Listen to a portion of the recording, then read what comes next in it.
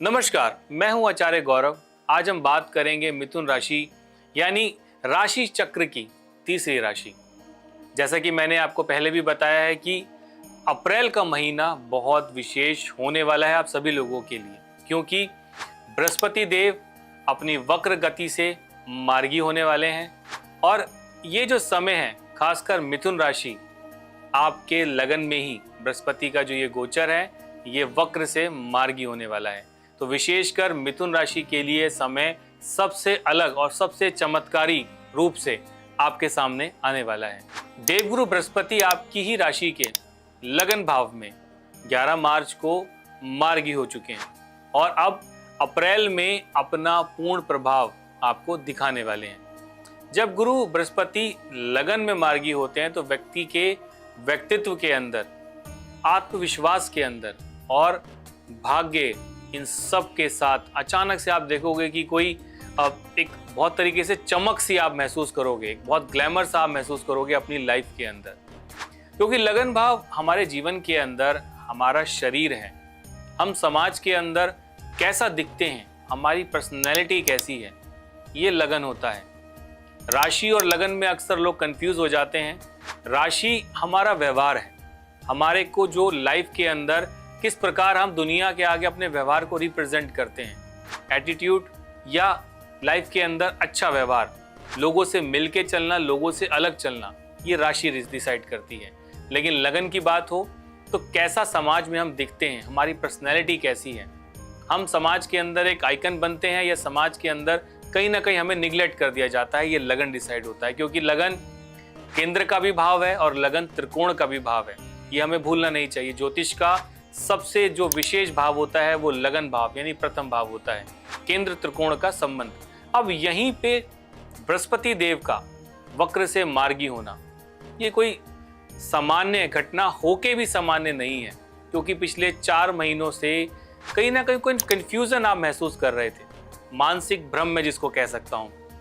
काम के लिए आगे बढ़ रहे हो लेकिन काम आपसे पीछे छूटता जा रहा है, यानी बहुत ज्यादा लेजी हो जाना। आपको कहीं ना कहीं कोई चीजें घेरे रखती हैं, आप मेहनत कर रहे हो और बहुत ज्यादा एफर्ट लग रहा है, कोई बेनिफिट उसका आपको नहीं मिल पा रहा। मिथुन राशि वालों, इन सब से अब ये बचने का समय आपका प्रारंभ हो गया है। यानी 11 मार्च के बाद से जैसे ही बृहस्पति वक्र अवस्था में आए और अप्रैल के महीने में अपनी कुछ डिग्रीज आगे लेके गए, यानी अंश आगे बढ़ाया, तो कहीं ना कहीं आप देखोगे कि खुद के अंदर कोई एक अच्छी एनर्जी आप महसूस करोगे, बहुत ऊर्जावान आप महसूस करोगे। और क्योंकि जैसा मैंने कहा कि ये लगन में ही बन रहा है, तो आकर्षण, चेहरे पे एक अलग ही तेज आप महसूस कर पाओगे, लेजीनेस आपका दूर होगा, बहुत अच्छे डिसीजन लोगे और लाइफ में एक तेजी अब पकड़ने का समय आपका आ गया है। मिथुन राशि वालों, करियर की बात अगर मैं करता हूँ तो सबसे पहले जैसे कि अगर स्टार्टअप अगर आप करना चाहते हो तो अप्रैल का महीना जैसे कि उन लोगों के लिए जो इनोवेशन के अंदर हैं, वो लोग जो लाइफ के अंदर नए आइडियाज अब तक जो जिनके मन में था और अब तक वो उसको एप्लीकेबल नहीं कर पा रहे थे, अप्रैल का महीना आपके लिए बहुत अच्छा है। यानी जो योजनाएं अटक रही थी, आप देखोगे कि इस महीने अब योजनाएं आपको कोई ना कोई किसी का सहारा जरूर मिलेगा। आप कहीं ना कहीं जो अटकी हुई चीजें हैं वो धीरे धीरे गति पकड़ना शुरू करेंगे। यानी ये समय हकीकत में बदलने का समय है। जो लोग लेखक हैं, पत्रकार हैं, शिक्षक हैं और जो आईटी क्षेत्र से जो लोग जुड़े हुए हैं, उनको कहीं ना कहीं इस दौरान अपनी मेहनत का अवार्ड भी मिल सकता है। ऑफिस की बात अगर मैं करता हूं तो देखिए, बॉस के साथ जो रिलेशन है आपके, यानी आपके जो आइडियाज हैं वो कहीं ना कहीं अब मैच होने लगेंगे। आपके बॉस आपको कोई नई जिम्मेदारी दे सकते हैं, कोई नया प्रोजेक्ट के अंदर आपको एक अच्छा पद मिल सकता है और प्रमोशन के भी यहाँ पे जो है बहुत अच्छे रास्ते आपके खुलते हुए नजर आ रहे हैं। आर्थिक पक्ष की बात करता हूँ मिथुन राशि वालों, या फिर निवेश की अगर मैं बात करूँ तो देखिए, आर्थिक पक्ष से दृष्टिकोण बहुत अच्छा रहने वाला है। 7वीं दृष्टि जो है आपके ठीक 7वें भाव पे आती है। 7वां भाव हालांकि हमारे जो पार्टनरशिप का भाव है, सीधी दृष्टि आपके पार्टनरशिप के भाव पे पड़ रही है, यानी पार्टनर का सपोर्ट बहुत अधिक आपको मिलने वाला है। पार्टनर से अगर कोई अनबन भी अगर आपकी चल रही थी तो वहां से भी बहुत अच्छे रिजल्ट आपको मिलते हुए नजर आ रहे हैं। सप्तम भाव को लेकर अक्सर लोगों के बीच में कंफ्यूजन रहता है कि सप्तम भाव जो है वो एक पार्टनर का भाव है, एक योजना का भाव है, इसको कहीं ना कहीं कुंडली के अंदर बताया जाता है कि लाइफ के अंदर थोड़ा सा थ्रेड या नेगेटिव भाव भी बोला जाता है। बट मैं अगर आपको सच्चाई बताऊं तो जो रोजाना की कमाई होती है ये सप्तम भाव से देखा जाता है। आपके जीवन में आप कितनी मेहनत करते हो और उस मेहनत का कितना रिजल्ट आपको मिलता है, यानी कि आप अगर मेहनत कर रहे हो और उसका पूर्ण रूप से आपको रिजल्ट नहीं मिल पा रहा, तो यहाँ से डेली सोर्स ऑफ इनकम की कमाई को देखा जाता है। यानी ये जो रोज की जो आपकी कमाई होती है सप्तम भाव है, और अब बृहस्पति की सीधी दृष्टि सप्तम भाव पे पड़ रही है। सीधी दृष्टि मार्गी बृहस्पति का बहुत अच्छे रिजल्ट आपके लिए लेकर आने वाला है। और अगर मैं बात करूं बृहस्पति की 9वीं दृष्टि, हालांकि बृहस्पति जहां बैठते हैं वहां से 5, 7, 9 इन भावों को देखते हैं। बृहस्पति लगन में बैठे हैं तो पंचम भाव, यानी आपके जीवन में संतान, प्रेम, आपकी लाइफ के अंदर अगर पेट अब तक डिस्टर्ब चल रहा था तो पेट से संबंधित परेशानियां दूर होंगी।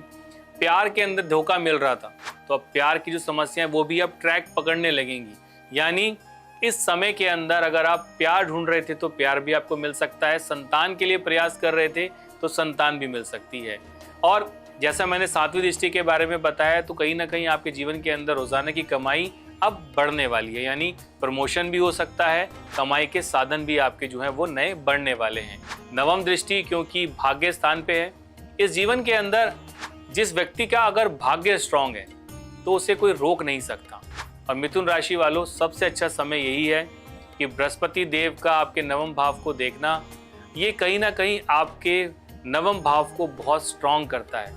आप देखोगे कि अब तक आपका जो अटका हुआ जो कार्य था वो बहुत तेजी से गति पकड़ने लगेगा, भाग्य का साथ आपको मिलने लगेगा। काफी टाइम से जो भाग्य का साथ आपको नहीं मिल रहा था, आप देखोगे कि भाग्य भी अब आपका गति पकड़ने लगेगा।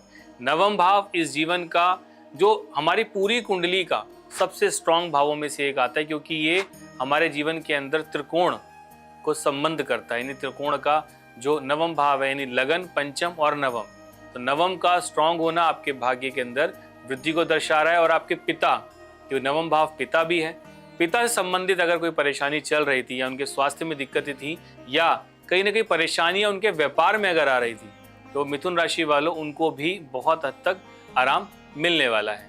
अगर मैं बात करता हूं कि जिन लोगों का पैसा अटक जाता है या लंबे समय से कहीं कोई पैसा फंसा हुआ था, तो भाग्य का सपोर्ट, सप्तम भाव का सपोर्ट और आपके पंचम का सपोर्ट और स्वयं लगन में बृहस्पति का मार्गी होना, आप देखोगे कि कोई नया रास्ता, कोई नई उम्मीद अब मिलने वाली है आपको।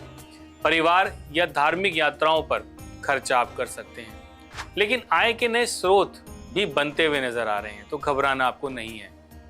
निवेश की बात करें तो निवेश के अंदर सबसे अच्छा तरीका यह है कि आप अपने जो फ्यूचर के अंदर जो आप निवेश करना चाहते हो उसके लिए एक सिस्टम बनाएं, एक अरेंजमेंट आप बनाएं, क्योंकि इस समय आपको अपने बैलेंस को भी संभाल के चलना है। जैसे अगर आपने ज़्यादा यात्रा करी या ज़्यादा ट्रैवल किया, व्यापार पे कम ध्यान दिया, तो कहीं ना कहीं थोड़ी दिक्कतें आ सकती है। तो इसीलिए अपना एक बजट बना के आपको रखना चाहिए, उसके बाद ही आप निवेश कर सकते हैं।